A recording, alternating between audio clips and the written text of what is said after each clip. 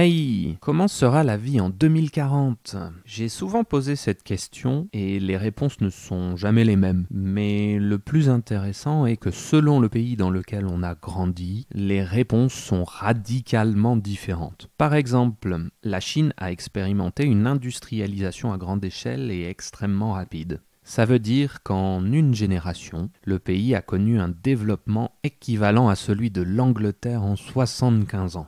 Imagine-toi grandir dans un pays comme ça. Tu ne reconnais plus ta rue, ton école ou même ta maison 5 ans après parce que tout a changé et tout se construit très vite. Tu passes d'une enfance où tu as très peu de choses à une situation où tu peux donner absolument tout à tes propres enfants. Études, voyages, gadgets, ordinateurs, voitures, sac Gucci si tu veux. Comment pourrais-tu être pessimiste dans ces conditions ?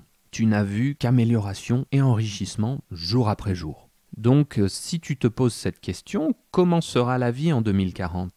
Tu vas me dire, je serai plus riche, je voyagerai beaucoup, j'aurai un bel appartement, j'aurai un super travail, j'aurai l'iPhone 72. Bon.